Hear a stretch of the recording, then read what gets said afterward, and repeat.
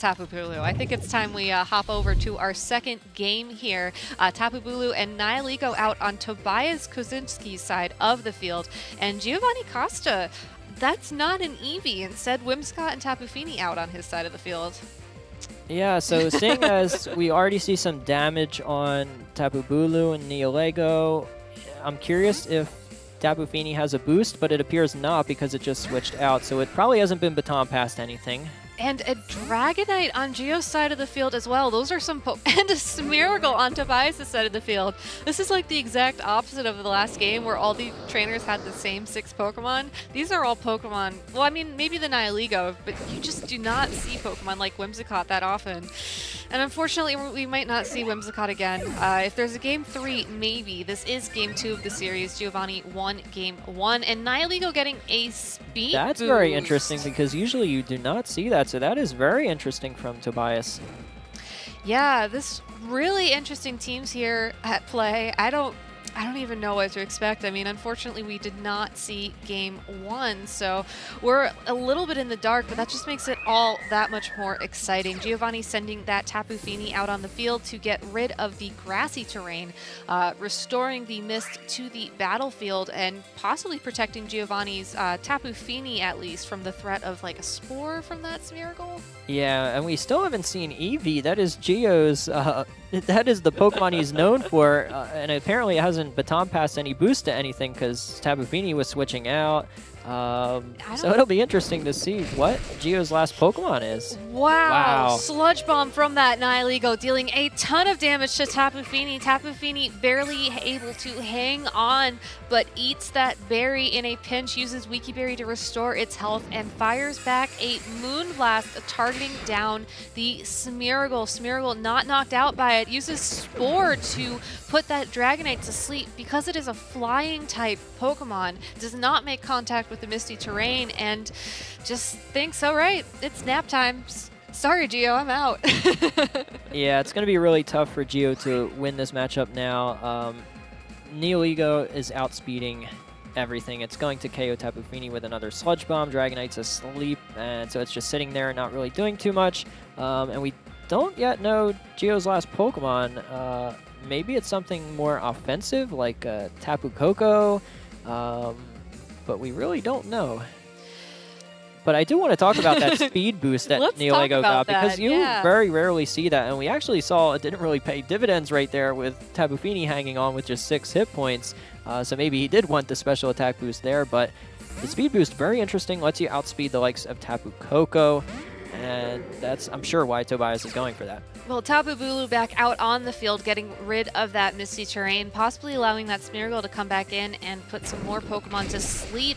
Tapu Fini won't be around for that, gets knocked out by the Sludge Bomb on that Nihilego, and Nihilego gets its second speed beast boost that we've seen, at least in this game. Takes a little bit of damage thanks to that Life Orb hold item. Dragonite still fast asleep. And now we get to see what Gio's last Pokemon is. If it is the likes of Tapu Koko, this Nihilego getting speed boost as its beast boost will end up really paying dividends, because that is, I'm thinking, like the main reason you would decide to train your Nihilego that way, so that it gets a speed boost, because you can one-hit KO Tapu Koko with Sludge Bomb. Normally you're slower than it. There's the Eevee. Gio sending in the Pokemon that he is known best for, Eevee taking the field. Not going to be able to baton pass anything, given that he only has 2 Pokemon left, but, you know, maybe giving him the morale boost he needs to go into Game 3. Yeah, maybe Eevee can still pull this through if you believe enough in it. Maybe Quick Attack will be able to finish off this Nihilego. Well, it's going to be close, it is. And it gets the knockout. Eevee proving that it can. And Dragonite waking up as well, going for a Fire Punch into maybe that a burn? Tapu Bulu. Will it burn? Does not burn. Tapu Bulu uses Bulk Up to boost its attack and defense by 1 stage. Good job, Eevee. You did your job that turn, I think, with that Quick Attack knocking out that Nihilego. Nihilego not really too known for having very high physical defense, so a Pokemon like Eevee, even using an attack like Quick Attack, not very high damaging. No. Still able to pick up the knockout there, so Nihilego just its defense is just really, really low.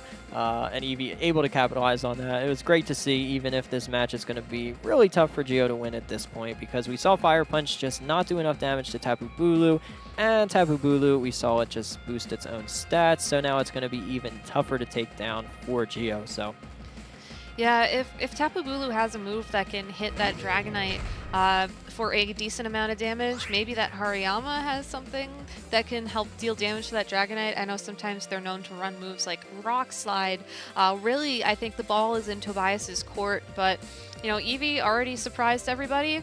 Maybe it can keep surprising people here. We don't know anything about this Dragonite yet. Maybe it has a couple tricks up its sleeve beyond that Fire Punch. Yeah, maybe the likes of Dragon Dance to set up, maybe the likes of Roost to stall. There's a number of things it can do. We see Feint come out from Hariyama. Feint into the Eevee. Tobias really wants to knock out this Eevee. Yeah, I mean, I think Eevee's gonna, you know, show its favorite move. First, Geo doing the dance, Eevee jumping up onto his head, getting ready to summon all of its friends to attack, and maybe some other moves that it has brought with it. So much power in that tiny little Eevee. It's going to do its best. But first, Fire Punch from that Dragonite into the Tapu Bulu. No burn. Tapu Bulu using Horn Leech to attack the Eevee and get a knockout there. Tapu Bulu going to restore its health as well. And that Hariyama is really... Or actually, excuse me, not the Hariyama. The Dragonite is Geo's last Pokemon out on the field. We might get a Game 3. We might get to see these teams. This might be the first Game 3, I think, so far, so that'll be exciting. And again, yeah, we will get to see both these players' full teams start from the beginning, so that'll be really fun to watch, because it's certainly looking like Tobias is going to take this. And maybe next time we'll actually see Eevee get to put those boosts to use and get a baton pass off to one of Geo's sweeping Pokemon like this Dragonite, like his Tapu Fini. And Eevee known for really putting players into tough spots, especially on the beginning turns. So I'm curious how this second match went down. We didn't end up even seeing Eevee at the front, evidently. Yeah. So it'll be interesting to see how Geo adjusts to whatever Tobias has to counteract Eevee. I don't know. You know, one of the things I find interesting is that in the past when Geo's run a Eevee team, maybe not this variation of it, he's always led with Eevee, gone for the Z move immediately, and then immediately baton pass. But here, I mean, we didn't see the beginning of this game, so it's hard to say for certainty, but it almost looked like he led with the Eevee in the back and planned it more of a late game kind of strategy. I don't know. It's interesting. And this Dragonite, we did see it just lose the leftovers to a knockoff. So definitely more of the stalling variety, as you were saying earlier. There's a lot of things on this team that are really interesting. Yeah, well, when you pass a Pokemon a number of boosts like Eevee is designed to do, having the healing from leftovers for a bulky Pokemon like Dragonite, if it does have something like Roost to heal up again, it's going to be really tough to ever take down a Pokemon that gets that many boosts with that kind of healing. So I have to imagine Geo is anticipating Dragonite being one of the prime receivers from that baton pass from Eevee. I don't know. I mean, Dragonite, not really a common Pokemon we've seen in the 2017 metagame. This, actually, I think it's the first one I've ever seen personally. So definitely gets access to that multi-scale ability. So another indication of that bulk that could be a reason why it's paired with the Eevee. Yeah, I know Geo does not like seeing critical hits when you have those multiple boosts in special defense and physical defense. So having multi-scale to just provide even more defense, you know, that could be a reason for him choosing that. Yeah, and speaking of defense, that's exactly what we're getting from this turn. Bulk up on that Tapu Bulu, Roost on the Dragonite, another knockoff from that Hariyama. Yeah, Tapu Bulu just getting to the point where it's Horn Leech, even quad resisted, is just going to deal too much combined with knockoff and heal it too much that Geo will have a tough time ever taking it down unless he gets something like a burn or a critical hit with his Fire Punch. That would be one win condition, although let's see what comes in here. Smeargle. Yeah, Smeargle's back. It has a little bit of health, but could possibly try and put that Dragonite to sleep if we did see the extreme speed, so it's unlikely. Dragonite using this turn again to Roost and get its health back up to full. Yep, so this should be a long one, even though it looks like Tobias is in the driver's seat here. He is in complete control. Yeah, but props to Gio. You know, he's really playing out his win condition here, and that's what you got to do. Something that is interesting to note, though, is that the round timer is slowly ticking down. You know, if we go into a game 3 here, that might actually come into play at the end of the round. Fake out from that Smeargle into the Dragonite, giving Tapu Bulu another opportunity to use that bulk up and boost its attack and defense by 1 stage. I don't think we've seen a round come to time yet on stream. Again, we still have a lot of time here, so it's not something that we have to be worried about yet. But given the length of this game too, both these trainers probably going to be using similar strategies in game 3 might come up. Yeah, I wouldn't be surprised to see Smeargle switch back out here. Nope. Tobias does decide to just sacrifice it. Well, no, Gio going for the burn or critical hit. It's not a critical hit. No. It's not a burn. Leech Seed from that Tapu Bulu into the Dragonite. Really interesting that the Smeargle used a second fake out there. Do you think that's an indication of an item, or just Tobias not worried about anything at this point? Yeah, I guess it would have to be Choice Scarf unless it was a misclick, because you would want to go for a Spore there onto Dragonite. But maybe it is holding something like a Choice Scarf. I don't know. I mean, if we see a third fake out, maybe. Or that could still just be Tobias not worried. Well, Smeargle switches, so we'll just have to table the Choice Scarf conversation for later. Hariyama back out on the field. Dragonite again with the Roost, just perfectly happy to sit there on the field and wait this one out. Tapu Bulu with another bulk up. I've lost track of how many. I think this is like maybe +4, +5, so we could see one more, and then we might start seeing this Tapu Bulu go a little bit more offensive. Yeah, and Roost does not have unlimited PP, so Bulu will eventually, combine with Hariyama, be able to take out Dragonite as long as there's no burn or critical hit or anything like that. Well, no burns or crits this turn. Dragonite flinched by that fake out. Tapu Bulu going for what I believe is its final bulk up, but don't take my word for that one. I'm sure Tobias is keeping a much closer count. Yeah, Tobias will know for sure.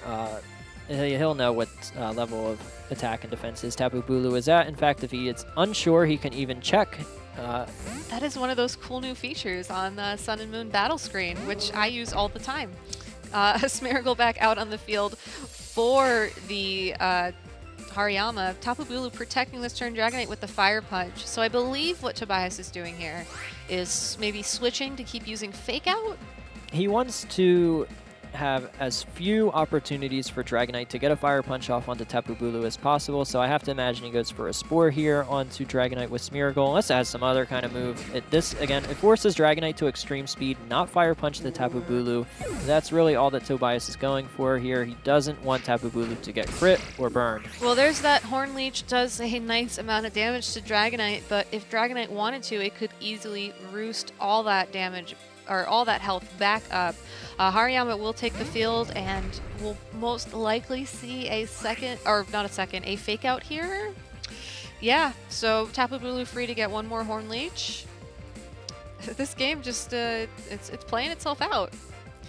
Yep, it's just one big stall war here. Dragonite just trying to stall out the Tapu Bulu at 6 stages of increased attack here. Oh, Dragonite so close. Almost knocked out, still left hanging on. We know that Hariyama has Faint, so it will be able to move first or yeah, second. I don't know if that's enough damage, though. I think you have to go for the knockoff and Horn Leech again and just try and whittle it down. All right, well, that's what we're going to see. Dragonite uses Roost to bring its health back up over half. Horn Leech from that Tapu Bulu connecting with that Dragonite. There's the critical hit. Tobias finally pulls that one. And we are going to a game 3. All right, I'm excited to see these teams during team preview. I'm excited to figure out the strategy. I think we've gotten a large portion of the strategy behind these teams. You know, both players are equipped to play the stall game, but gotta wonder, is that all they have on their teams? Maybe there's some other interesting text that we might have missed. Well, we're gonna see soon. I mean, team preview bound to go up any second now. Yeah, especially text to deal with the Eevee setup that Gio is going for. I mean, there's some possibilities there. We see multiple Pokemon have Fake Out. We see Hariyama has Faint. Smeargle has Spore. Who knows what else there is. There might be a number of ways to actually deal with Eevee getting set up in baton passing. So maybe that's why Gio didn't end up going for that last match, although he still brought the Eevee. But without seeing how the previous 2 matches started, it's hard to say. But EV teams are just so dependent on those first couple of turns. We'll see if Gio's able to get his EV set up and pass to a bigger threat like that Dragonite, because we saw how difficult it is for Toby to take down the Dragonite. And so if Dragonite's able to get the boost from Eevee, I don't know how Tobias is going to be able to take it out.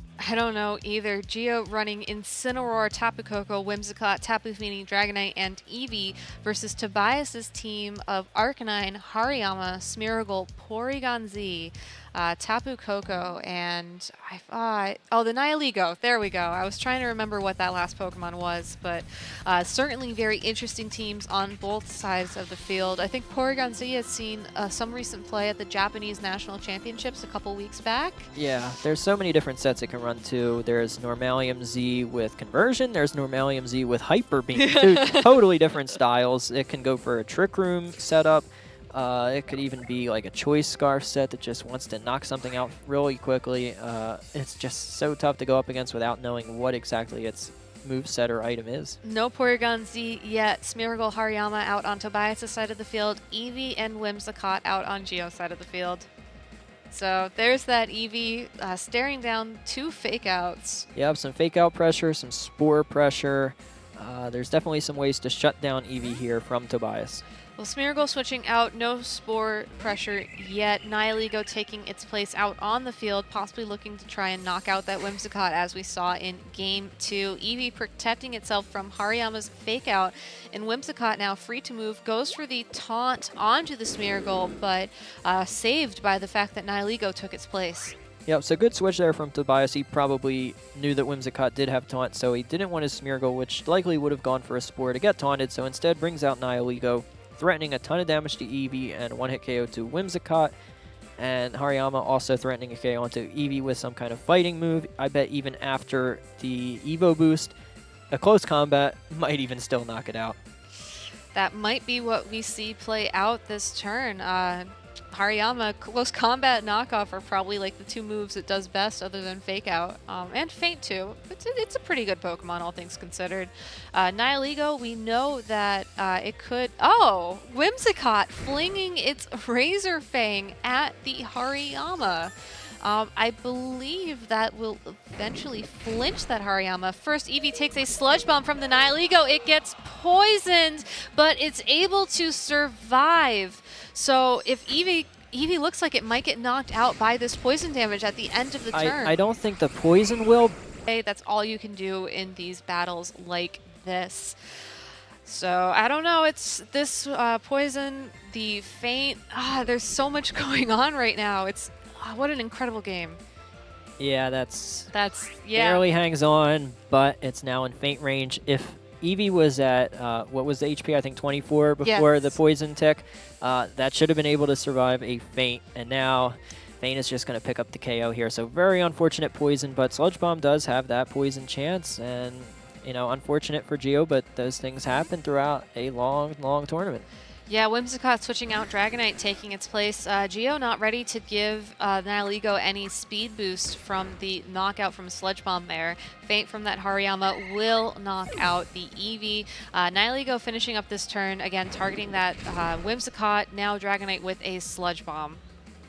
Yeah, so thanks to multi-scale, Dragonite takes that very well. But losing Eevee immediately, Gio's in a really, really tough spot here.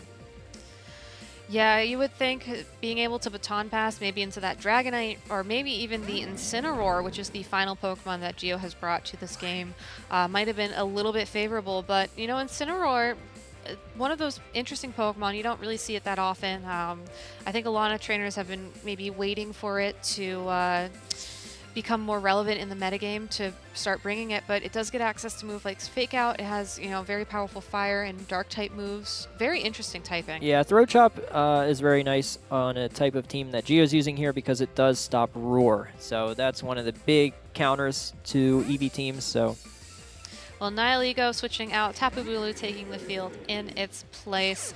Tapu Bulu staring down the Incineroar, so Tobias probably feeling confident about it, especially given the fact that he made that switch.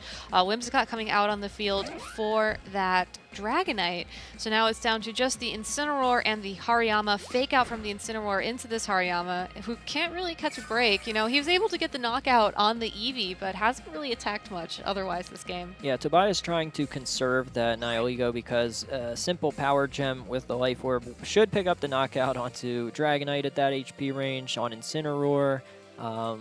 Whimsicott, of course, Sludge Bomb will KO it. You just want to conserve it because Dragonite does have the potential for something like an Earthquake maybe to just knock it out, whereas bringing in Tapu Bulu, that's not going to be the key to winning this matchup against Incineroar and Dragonite, so it's a lot safer. Yeah, and you know, if Dragonite did have something like that Earthquake, the grassy terrain would help weaken the amount of damage. Whimsicott taunting that Tapu Bulu so that we won't see any bulk ups from it this turn. Hariyama finally using that close combat, double targeting the Incineroar with its partner Tapu Bulu, so a great prediction there by Gio. Yep, but again, that Incineroar's typing not helping out against double fighting type attacks. Dragonite, you have to imagine, is coming in. And Tapu Bulu, we saw, doesn't do a whole lot of damage to Dragonite. Hariyama doesn't either, but knocking off the leftovers will be helpful.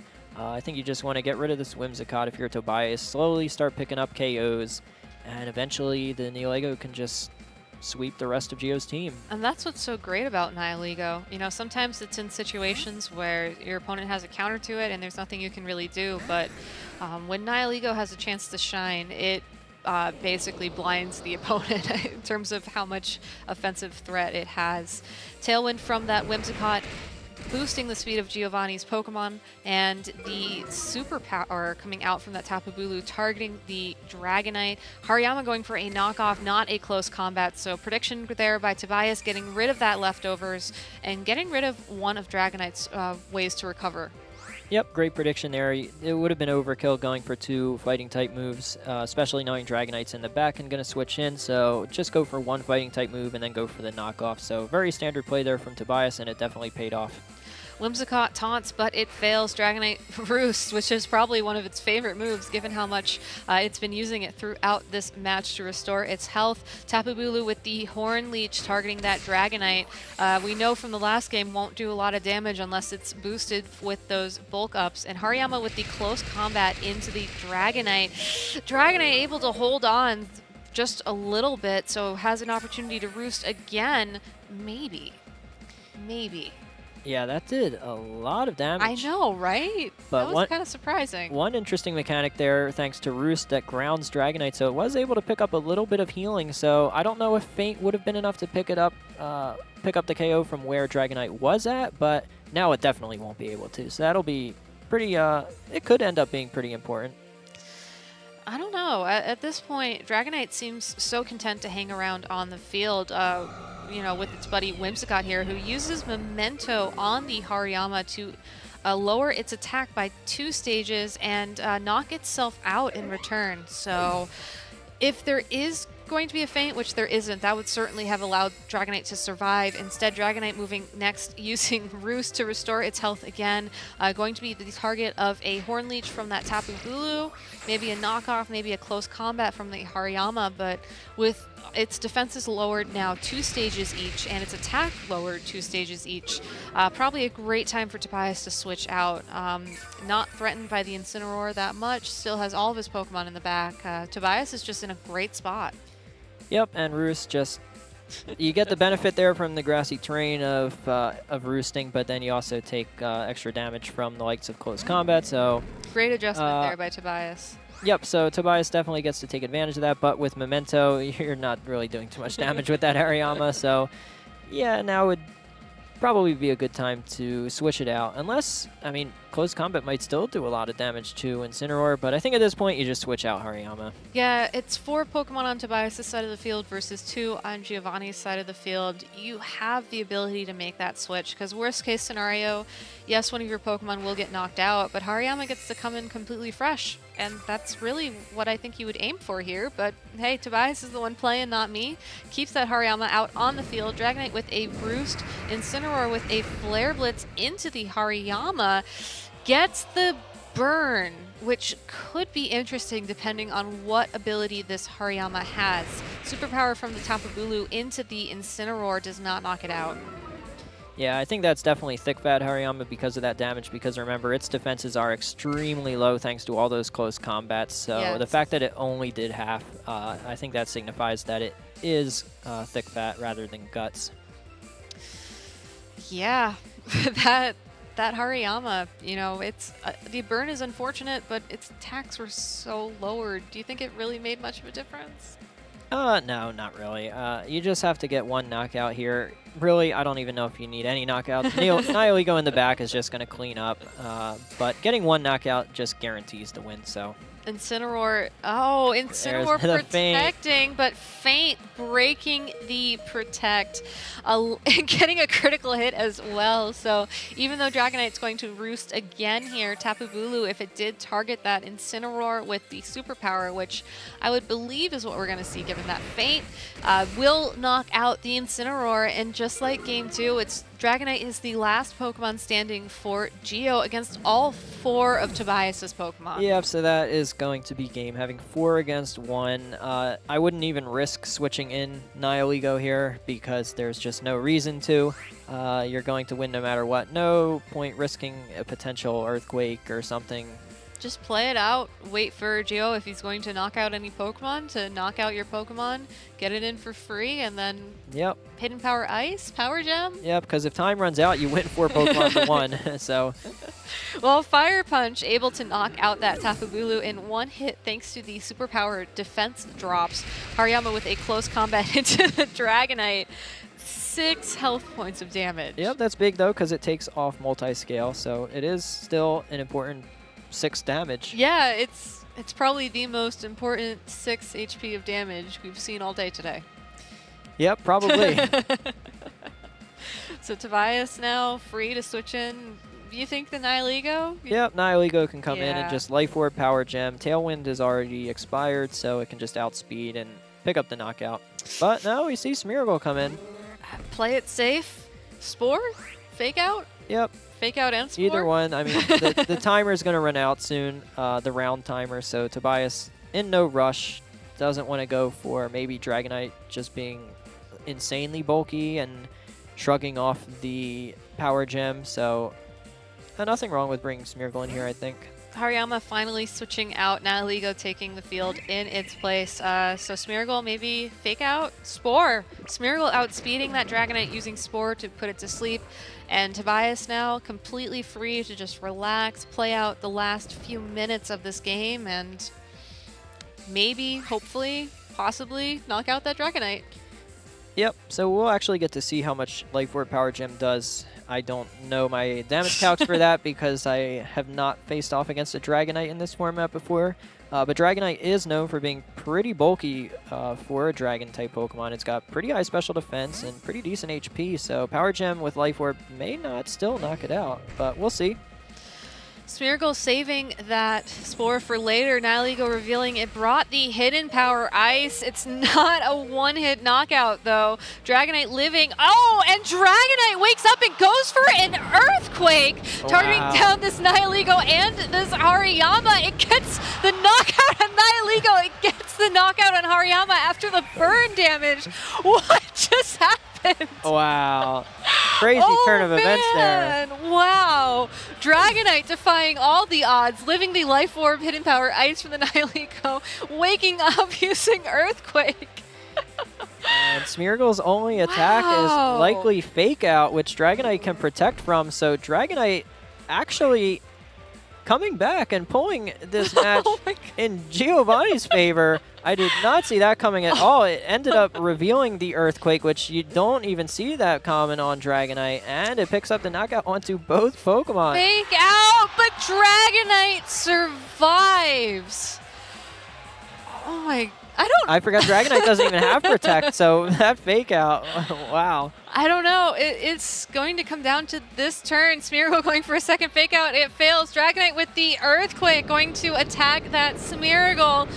Will it do enough for the knockout? Smeargle holds on, but unless we're looking at, you know, the end of the round with that timer, if Dragonite gets one more attack, which I think it must. We were. The timer had gone down to 0 just a little bit ago, but I don't think Smeargle's able to pick up that victory. So, wow, what a comeback there. Oh my my man. Okay, Gio defying all the odds. He believed in Dragonite and was able to win round 3 of Swiss here, moving on to the next round undefeated. Incredibly well played by Tobias, though. Like, yeah, wow, he had that. Tobias had that 4 Pokemon against just the Dragonite, but Dragonite surviving that Hidden Power Ice with just a little bit of HP. Maybe that Hariyama should have been conserved. If you're already just playing super safe, just not bringing Nihilego in, just keeping it in the back, and just, you know, if you're playing that safe already, might as well just conserve Hariyama.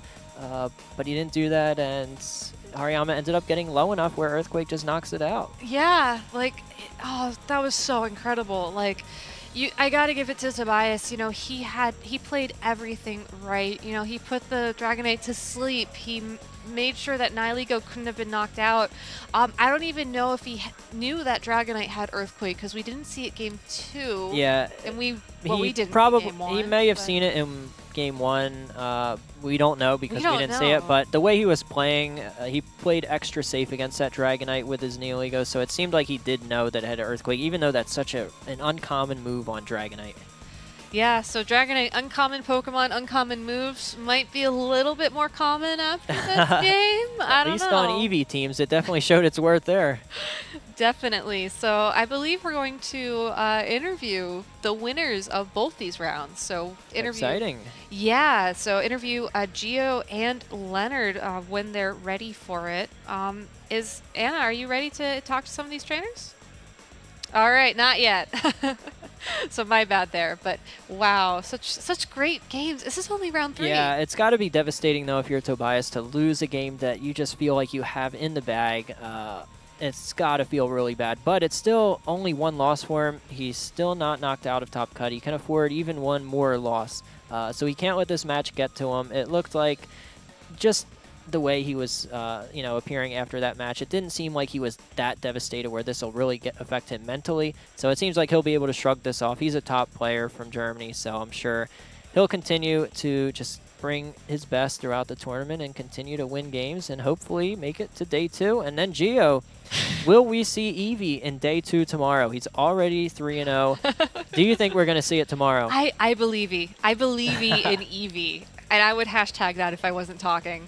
You know, it's such a fun team to play. I've casted many of Gio's games where he brings the Eevee, and it's so great. You know, it's one of those Pokemon that I think a lot of trainers believe it's very one-dimensional. You know, all it does is the Z move and then baton pass, but Gio really proving that. He had some tricks up his sleeve. He worked through his matchups. He figured out what Pokemon he needs to be afraid of, and Eevee's back. Yeah, we actually saw in that game 3, Eevee did not even get the baton pass off. So Gio was able to build a team, an Eevee team, that didn't need Eevee to win. So it's very impressive to be able to do that and pull out the win. That was such an incredible ending to the game. Oh, I'm so excited we saw that. But, you know, I'm more excited to talk to these trainers. Anna, you know, let's figure out, you know, what were these trainers thinking throughout these games? Hi there, guys. I am backstage with Leonard. We saw your match against the reigning world champion. How did that feel to be up against him in that match? Honestly, I think it was one of my toughest matchups even going into it as a player to a player. Wolf Glick was by far the player I wanted to play the least this tournament, regardless of if I had a great matchup or not. And our teams consisted of exactly the same Pokemon, so who knows what's going to happen. And so to play such a close mentor of mine and also such a close friend, it was tough playing a friend, and it was tough playing such a good player. Yeah, you said it's tough player to player. What do you mean by that? As opposed to, you know, just tough to face someone who has kind of the persona of the world champion. I have never beaten Wolf in a best-of-3 set before. Not really, never ever. Not maybe potentially in practice when I was helping him prep for regional top cuts. Maybe I beat him then, but otherwise he's got a clean record on me. This is my first best-of-3 set I've got over him. Wow, so what do you think accounted for the change this time? What was the thing that made you come out on top? Because I understood Wolf's team, it was much easier to figure out what pieces that he needed to bring. For example, I know that we don't like bringing Garchomp in our match against each other because of our Ninetales, especially since I brought the Ninetales in game 1. He was immediately pressured by that. As a result, Tapu Koko and Arcanine are both inherently a much more powerful combination. And playing against a friend is something that kind of must happen a lot here. How do you kind of mentally prepare for that, and what differences does it make in your play? Playing against a friend is interesting because you already probably have tendencies of or how they play. You understand them a little bit better. At the same time, they understand you, and they understand your team. So it becomes a little bit more, you could say, mind gamey. Since we were literally playing a mirror match, Wolf and I were, it becomes a little bit of, oh, does he do this? Well, if he does this, then I can do this, and that punishes him really hard. So one thing I know about Wolf is that he usually doesn't make plays really early on that would lose him a whole bunch of positioning. And so I tried to work with that knowledge in that set. Well, it worked very well for you. Congratulations. And now you're going to continue moving forward in the tournament. We wish you the absolute best of luck. Thank you very much. And now it's time to go back to our casters. You know, I kind of lost track of the first round, or the first game of round 3 here since we got so excited. But Leonard, you know, really sharing a lot of helpful insight there about how you face the mirror matchup and how you play your friends. Yeah, especially when it comes to tendencies, he picked up on a similar thing that I picked up on just from watching Wolf and from playing against Wolf myself, where in the beginning of matches, he often does make a lot of, safe plays that aren't going to lose him the match, as a lot of the top players do, because you don't want to lose a match early. You get as much information as you can, make some safe plays until you're in that position where you're really able to capitalize. But we heard from Leonard there. He knows Wolf plays like that, and he was really able to take advantage of it. And I think that one turn where he recognized that Snorlax was a sitting duck for his Tectonic Rage, instead targeted the Tapu Koko slot and picked up a free KO on the Arcanine switch-in. Yeah, so really great plays. Again, congratulations, Leonard. Best of luck moving forwards. Let's talk to Gio now. I'm excited to hear what he has to say. He's got to be feeling good after that win, so I can't wait to hear it. All right, Anna? I'm backstage now with Gio, and there is so much to say about that last match. But let's back up for a second, because I have gotten the pleasure of talking to you before. Introduce yourself to players at home who might be wondering who you are, what your background is, how long you've been playing. I started playing last year in 2016, and I was able to get top 16 at the World Championship, so that was really, really good. But most people know me as the Eevee guy, because I've been using Eevee the entire season. And today is no exception. I've been using Eevee, and I'm very comfortable using it, and it's one of my favorite Pokemon ever. And yeah, that's pretty much it. I've been hearing that you've made some changes to your Eevee team. Tell us a little bit about that. Yeah, the latest addition to my team was Dragonite, which took me forever to add it. Dragonite is my favorite Pokemon of all time, so being able to add him to a team that also works means a lot to me, because it's like I didn't think it would be good, but if you watch the match, from the turn 1, I needed a miracle, and that miracle is called Dragonite. That was amazing, because it's very rare that we hear our casters literally say things like, this game is pretty much over, and then they're completely wrong. Give us the narrative from your perspective. When you were watching that game unfold, did you believe that it was over? I try to always play it out until my last Pokemon is knocked out, and I think that's a very important thing that most people should try and do, because even if you, there's no harm in just playing it out. From when my Eevee got poisoned, I knew there was no way, there's almost no way to win this. But if I play smartly enough and make careful switch, I know I can potentially pull this off.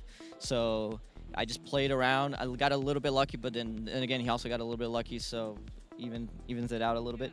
But yeah, I don't think anybody should ever give up. Play it out. Giving up. If you give up, you're just gonna lose. But if you play it out, there's a small glimmer of hope that you could potentially win. I think that's good advice for life. I mean, to just never give up until you reach your goals, right? Exactly. I always play it out, and that's, I think, a good lesson for everybody. Like you said, it's a good lesson in life. Just go on. There's no such thing as, for me, there's no such thing as giving up. You just keep going until you can't go no more. And luckily for me, I kept going.